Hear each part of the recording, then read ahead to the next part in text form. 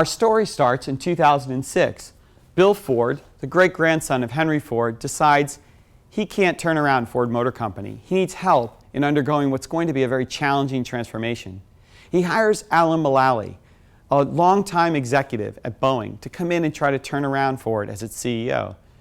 Mulally didn't have a day of experience in the auto industry in his life. He'd spent 37 years at Boeing. He comes in place and he realizes he's got major problems. The company's lost $15 billion in 2006, and the management team doesn't work together effectively. He begins to establish what he calls the business plan review process, asking the team to come together, transparently discuss all of the issues, put up results on key initiatives, and he asks them to use a color-coded scheme. He asks them to track their own initiatives. Green, everything's going great. Yellow, not so good. Red, it's in trouble. And then talk it through at a circular table in the Thunderbird room at Ford headquarters each week. And he begins to hold these meetings, and all the projects are green. And he stops the meeting one day and says, you know, we lost $15 billion last year. All the projects are green. There seems to be a disconnect here.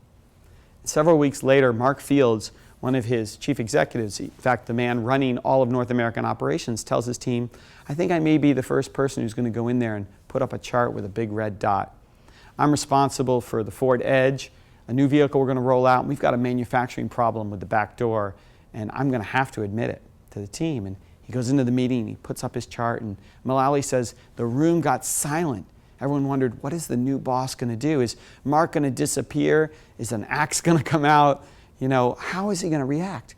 And Mulally stood up and he started applauding. The group looked at him. And he turned to Mark and he said, thank you, Mark, for the transparency. Thank you for telling us what's really going on. And he challenged the rest of the group to come up with some solutions to that problem. And suddenly they started offering ideas, and he said within a few weeks that red became a yellow and the yellow became a green. But the most important part of the story is that the next few weeks, all of the other executives' charts became a rainbow. Suddenly it became safe to talk about the real issues. And that's what Mulally had done with that important symbolic moment, is create an environment where candid dialogue and debate could occur, where problems could be surfaced and worked on together.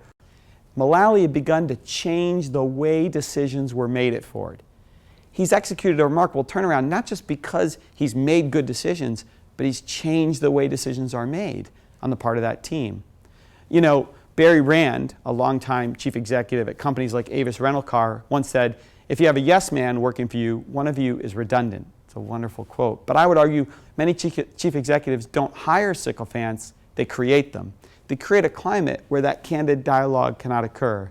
And our story of Ford and Mulally's intervention with that wonderful moment of applause is a story of beginning to change that climate and creating a climate where you don't have just yes men and yes women, but where people can share issues and ideas, offer dissenting views, even challenge conventional wisdom so that a company can make better decisions.